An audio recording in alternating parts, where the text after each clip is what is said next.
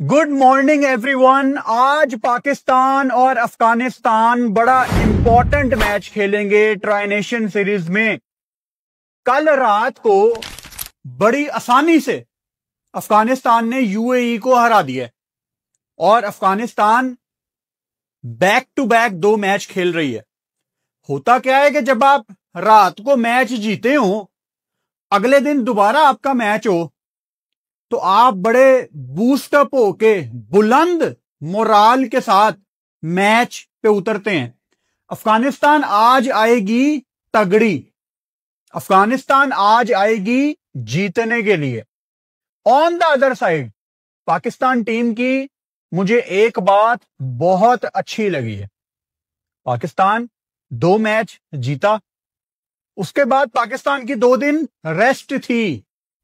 पाकिस्तान ने obviously match के अगले दिन रेस्ट की और कल भी इनकी रेस्ट ही थी, लेकिन पाकिस्तान के लड़कों ने ऑप्शनल प्रैक्टिस सेशन को कहा कि भाई हम आपको करने आ रहे हैं। लड़कों ने कल रात को आईसीसी एकेडमी में एक हाई इंटेंसिटी प्रैक्टिस सेशन किया है। यह बहुत अच्छी बात है, क्योंकि कभी कभी क्या होता है, जब आप जीते होते हैं ना, तो आप रिलैक्स होते हैं, आप कहते हैं यार अपनी एनर्जी बचाते हैं, और मतलब यूएई की कंडीशन हमें पता ही है, कल मैच में जाके देखी जाएगी। लेकिन जब आपके अंदर जज्बा होता है, आपके अंदर पैशन होता है, और आपको पता होता है यार हम जीत तो रहे हैं, लेकिन अभी भी थोड़ी सी 1-2 चीजें हैं जो हमें काम करने की जरूरत है, तो आप सारे इकट्ठे होते हैं और मैच से एक दिन पहले भी एक ऑप्शनल प्रैक्टिस सेशन को अटेम्प्ट करते हैं।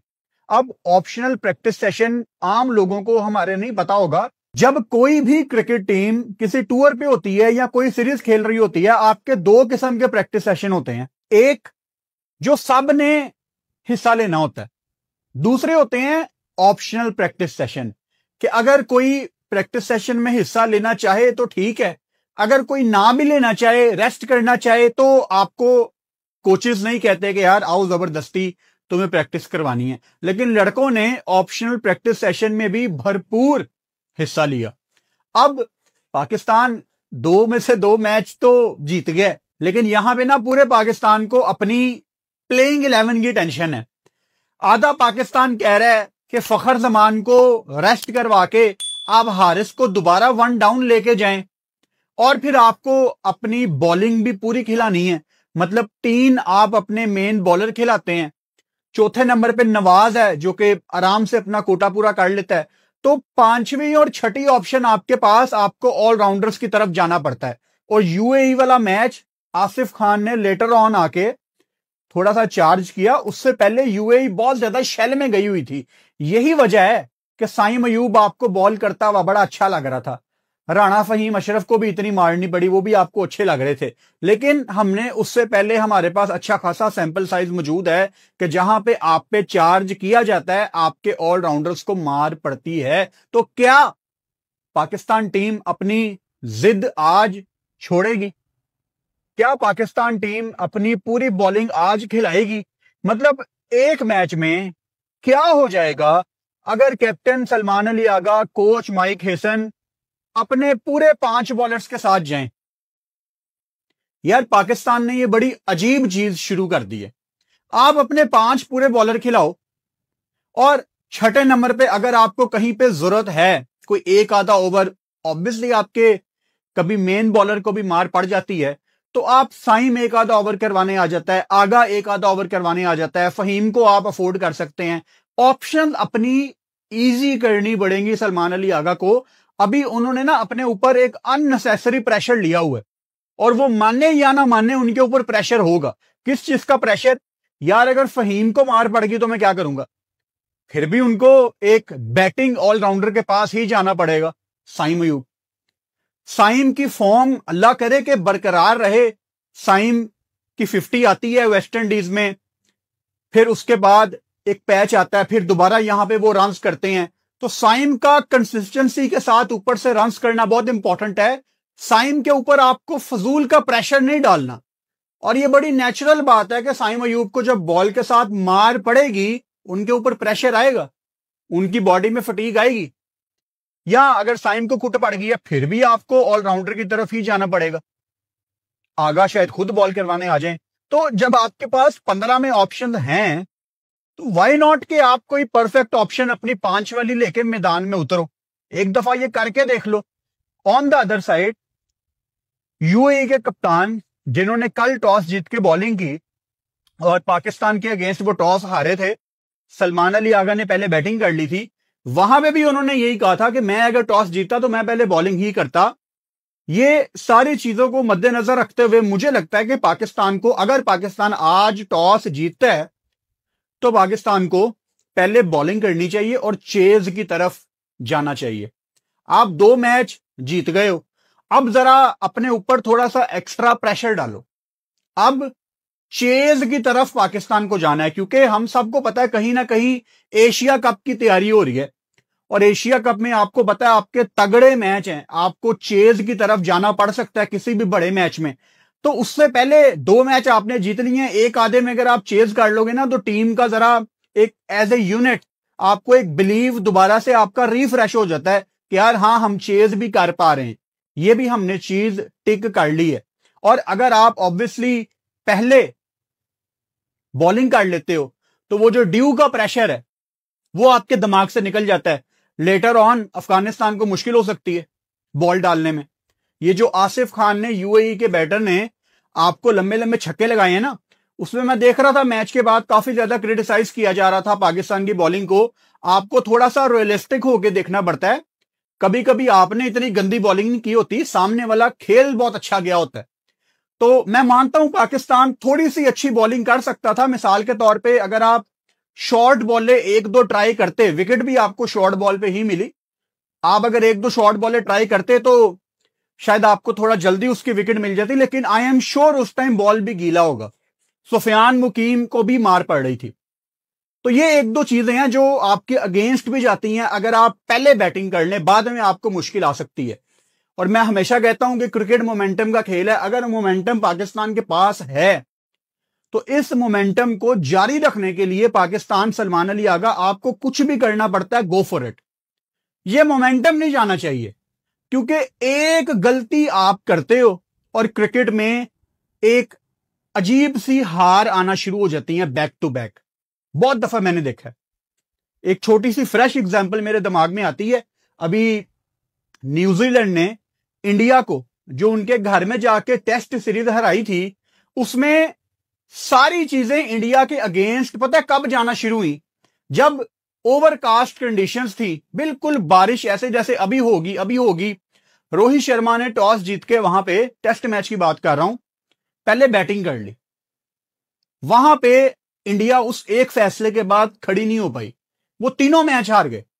तो कभी कभी आपकी एक छोटी सी गलती क्रिकेट में ना लड़ी से लड़ी बनती है और आप नीचे से नीचे जाते रहते हैं। तो अगर 2 मैच आप जीत गए हैं तो अच्छी बात है, गुड फॉर अस। लेकिन अब हमने वो परफेक्शन को अचीव करने के पीछे जाना है। जो 1-2 कमी पेशी हमें अपनी टीम में नजर आ रही है उसको भी खत्म करना है। और अब एक फाइनल 11 की तरफ हमने जाना है कि यार ये हमारे 11 प्लेयर हैं और एशिया कप में हमें ये टीम खिलानी है। पाकिस्तान टीम दुबई में तगड़े प्रैक्टिस सेशन भी करके आई है, सिनेरियो मैच भी खेल के आई है दुबई इंटरनेशनल स्टेडियम में। इनको अंदाजा होगा कि वहां पे कितनी ड्यू पड़ रही है। तो हर लिहाज से आपको दूसरी टीमों से 2 कदम आगे होना चाहिए। मैं आज पाकिस्तान की सेम प्लेइंग 11 नहीं देखना चाहता। मिसाल के तौर पे अगर पाकिस्तान के दिमाग में कहीं ना कहीं यह बात है कि वसीम जूनियर इंडिया के खिलाफ हमें खेलता नजर आ रहा है, एशिया कप में खेलता नजर आ रहा है, क्योंकि माइक हेसन ने उसकी बड़ी तारीफ की थी कि शायद वसीम जूनियर एक वो वाहिद बॉलर है जिसको सबसे अच्छे यॉर्कर, रिवर्स स्विंग वगैरह उसका हाथ उस पर सीधा है। तो फिर उसको टेस्ट करो ना अभी से। आज ऑब्वियसली अफगानिस्तान के अगेंस्ट आपका मैच है तो क्राउड भी अच्छा खासा आएगा, प्रेशर आएगा। आप दोबारा से सलमान मिर्जा को रेस्ट कराएं, आप शहीन अफरीदी को अंदर डालें, आप प्रोबेबली हसन अली को रेस्ट कराएंगे, आप वसीम जूनियर को अंदर लाएं। यानी जो 11 लड़के आपकी प्रायोरिटी पे हैं जरा उनको अब सामने लाएं। डिपेंड करता है पाकिस्तान की चौथी ऑप्शन क्या होती है। शायद आप वसीम जूनियर को लें अगर आपको एक स्पिनर खिलाना है। ये सारा कुछ डिपेंड करता है कि आपको कितनी ड्यू दुबई में मिल रही है। अगर तो दुबई में आपको बिल्कुल भी ड्यू नहीं मिल रही तो फिर शायद 3 फास्ट बॉलर और 2 स्पिनर। अगर आपको वहां पे ड्यू मिल रही है, क्योंकि जब आपको ड्यू मिलती है तो खैर फास्ट बॉलर के भी हाथ से बॉल निकलता है, लेकिन स्पिनर को तो बहुत ज्यादा मुश्किल होती है।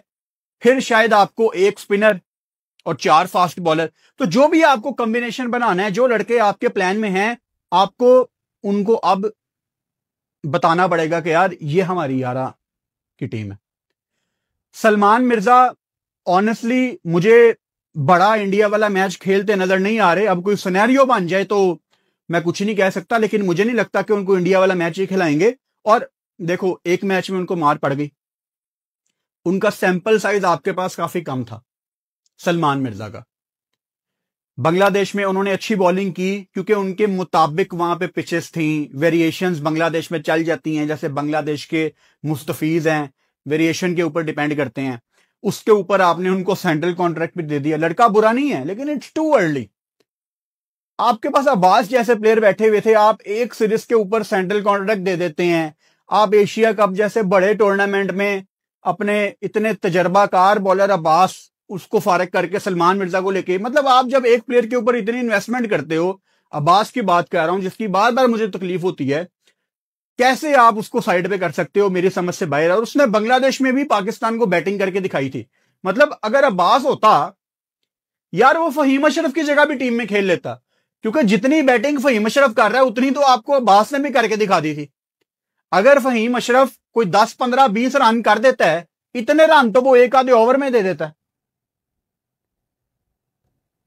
एक दो चीजें हैं पाकिस्तान की 17 के स्क्वाड में जो अगर मेरे हाथ में होता तो मैं लाजमी चेंज करता। बट अब जो आपके पास ऑप्शन मौजूद हैं, इसके अंदर से भी अच्छी टीम निकल सकती है। इसके अंदर से भी आपको ठीक प्लेइंग 11 आप निकाल सकते हैं। तो मैं उम्मीद करता हूं कि पाकिस्तान सबसे पहले आज फखर जमान को रेस्ट करवाए। और लोगों को पता नहीं क्यों लगता है कि फुरकान भट्टी आप फखर जमान के बड़ा अगेंस्ट हैं। यार, अगर आपने मेरी पुरानी वीडियोस देखी हैं, आपको पता होना चाहिए कि मैंने फखर के लिए कितनी आवाज उठाई है, लेकिन वो ओडीआई फॉर्मेट था। T20 में फखर अभी उस तरह से रन नहीं कर पा रहा। और मसला ये है कि आप फखर को जिसकी जगह पे बैटिंग करा रहे हैं, वो ज्यादा बेहतर वैल्यू ऐड कर सकता है। मोहम्मद हारिस ये एक आधी सीरीज पहले आपका मैन ऑफ द सीरीज था यार। उसने 100 की है। दुनिया में कौन ऐसे करता है? एक बच्चा जो 1 डाउन आके 100 कर रहा है, उसको आप 7वें 8वें नंबर पे नीचे फेंक रहे हो। दुनिया में कहीं ऐसे नहीं होता। दिस इज बेजार। ये नहीं, ये गलत है। कमॉन पाकिस्तान, आपको ये अच्छी लॉट मिली है, अच्छे लड़के मिले हैं, इनको यूटिलाइज करो। आई होप पाकिस्तान आज के मैच में ये गलती ना दोहराए, फखर को रेस्ट कराए और हारिस को 1 डाउन खिलाए।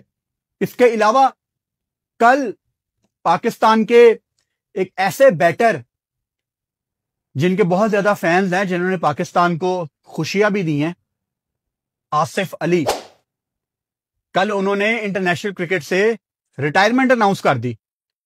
बड़ा शॉकिंग डिसीजन था। मतलब थोड़ा सा जल्दी शायद वो कर गए हैं, 1 आधा साल 2 साल, लेकिन शायद मैं उसको कहीं ना कहीं समझ पा रहा हूं कि लीग्स को देखते हुए, क्योंकि आपको एनओसी की प्रॉब्लम नहीं फिर ज्यादातर फेस करनी पड़ती, और भी कुछ 1-2 फैक्टर होंगे, इसकी वजह से प्रॉबेबली उन्होंने ये डिसीजन लिया होगा। लेकिन हम शुक्रिया अदा करते हैं आसिफ अली का। जो भी क्रिकेटर पाकिस्तान से खेला है, ऑब्वियसली उसकी सालों की मेहनत होती है, और फैसलाबाद की क्रिकेट से कैसे वो ऊपर आए, तो हम शुक्रिया अदा करते हैं आसिफ अली का, और हम उनको बेस्ट ऑफ लक कहते हैं उनकी सेकंड इनिंग्स के लिए। अपनी जिंदगी में जो भी आगे वो करें, अल्लाह ताला उनको कामयाब करे। और फैसलाबाद का जहां पे नाम आता है, मैंने कल लाइव सेशन में भी बताया था कि एशिया कप के फौरन बाद पाकिस्तान साउथ अफ्रीका की सीरीज है, और ये एक तरीकाकार है कि किसी भी सीरीज से पहले, डजंट मैटर किस कंट्री में सीरीज हो रही है, मिसाल के तौर पे अगर साउथ अफ्रीका ने पाकिस्तान आना है, तो इस टूर से पहले साउथ अफ्रीका की एक सिक्योरिटी टीम आती है रैकी करने कि पाकिस्तान के क्या इंतजामात हैं। ये सिर्फ पाकिस्तान नहीं आती, अगर ये इंडिया ने ऑस्ट्रेलिया जाना है तो एक फॉर्मेलिटी होती है, ये एक टीम ऑस्ट्रेलिया जाएगी इंडिया की रैकी करने। अगर न्यूजीलैंड ने इंग्लैंड जाना है तो न्यूजीलैंड की एक सिक्योरिटी टीम इंग्लैंड जाएगी। इसका हालात से कोई ताल्लुक नहीं है कि वो हालात चेक करने जा रहे हैं, ये एक छोटी सी फॉर्मेलिटी है जो सारे कंट्रीज फॉलो करते हैं। तो इंटरेस्टिंगली ये जो साउथ अफ्रीका की रैकी करने वाली टीम है, ये कल कदाफी स्टेडियम लाहौर इन्होंने विजिट किया और आज इन्होंने फैसलाबाद विजिट करना है। अब फैसलाबाद को बांग्लादेश की सीरीज के दौरान थोड़ा रेडी किया गया था, थोड़ा बहुत उस पर काम किया गया था। अगर तो साउथ अफ्रीका की टीम को फैसलाबाद विजिट करवाया जा रहा है तो इसका मतलब यह है कि पाकिस्तान क्रिकेट बोर्ड के प्लान में एक आधा T20 फैसलाबाद में वो करवाना चाह रहे हैं। लेकिन अगर साउथ अफ्रीका की सिक्योरिटी टीम फैसलाबाद विजिट कर रही है तो इसका मतलब ये बिल्कुल नहीं है कि फैसलाबाद में एक मैच होगा। ये रैकी करने के बाद कल जाएंगे इस्लामाबाद यानी पिंडी स्टेडियम देखेंगे और उसके बाद ये वापस चले जाएंगे। उसके बाद क्रिकेट साउथ अफ्रीका डिसाइड करेगी कि हम आपके कौन कौन से वेन्यूज पे कंफर्टेबल हैं खेलने के लिए। असल में पाकिस्तान जो आपकी लाहौर वाली सीरीज थी बांग्लादेश के अगेंस्ट, पाकिस्तान क्रिकेट बोर्ड वो सीरीज फैसलाबाद में करवाना चाह रहा था, लेकिन बांग्लादेश ने इनकार कर दिया था। वो कंफर्टेबल नहीं थे कि इस मैदान में इंटरनेशनल क्रिकेट नहीं हुई, आप हमें कोई अपने किसी मेन स्टेडियम में खिलाओ। तो आई होप कि साउथ अफ्रीका को तसल्ली दिलवाए पाकिस्तान क्रिकेट बोर्ड, क्योंकि फैसलाबाद में क्रिकेट होनी चाहिए। आगे ही हमारे पास काफी कम ग्राउंड्स मौजूद हैं, जितने ज्यादा शहर ऐड हों उतना बेहतर है।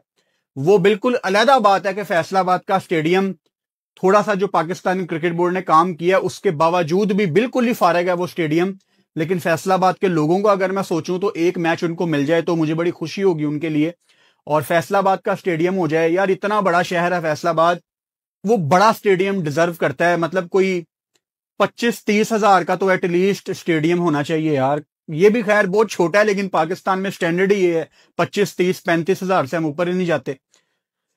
कराची का स्टेडियम सिरे से टूट के बनने वाला है, एक एक ईंट तोड़ के दोबारा बनने वाला है, इतने उसमें मसले हैं। कदाफी स्टेडियम लाहौर के बारे में हमें बताया गया था कि इसकी छत लगनी है स्टैंड के ऊपर। कहां है वो सारे काम पीसीबी चेयरमैन जो आपने कहा था चैंपियंस ट्रॉफी के बाद होंगे? और अभी आपकी डोमेस्टिक भी शुरू है, आगे आपका सीजन भी है, साउथ अफ्रीका भी आ रही है, श्रीलंका भी आ रही है। मुझे ये काम इस साल होते नजर नहीं आ रहे, मतलब गोली करवाई गई है, लग ऐसा रहा है। तो ये सारी बातें हैं जी। बाकी एक और इंपॉर्टेंट बात, एशिया कप के मैचेस की टाइमिंग चेंज की गई है। ये ट्राइनेशन सीरीज के सारे मैच तो पाकिस्तान टाइम के मुताबिक रात को 8 बजे हो रहे हैं ना। एशिया कप के सारे मैच पाकिस्तान टाइम के मुताबिक पहले शाम को 7 बजे थे, लेकिन दुबई की गर्मी को, यूएई की गर्मी को मद्देनजर रखते हुए इसको आधा घंटा आगे पुश किया गया। सो अब एशिया कप के सारे मैच पाकिस्तान टाइम के मुताबिक रात को 7:30 बजे होंगे। ये एक इंपॉर्टेंट अपडेट है। बाकी आज पाकिस्तान अफगानिस्तान का इंपॉर्टेंट मैच रात को 8 बजे शुरू होगा, और आपको पता है आजकल हमने अपने लाइव सेशन शुरू किए हुए हैं। सो आज शाम को 7 बजे इंशाल्लाह हम अपने यूट्यूब चैनल पे लाइव आ जाएंगे। आप लोगों के क्वेश्चंस भी लूंगा, कोशिश करूंगा वीडियो कॉल्स का सिलसिला आज ऐड करूं, पहले हम कल नहीं कर पाए थे। और फिर ऑब्वियसली पाकिस्तान का मैच, इसकी पहली इनिंग्स साथ बैठ के लाइव देखेंगे और इसकी भी डिस्कशन करेंगे। चैनल को सब्सक्राइब कर लो और बेल आइकन लाजमी दबाओ ताकि आने वाली वीडियोस का नोटिफिकेशन आपको मिल सके।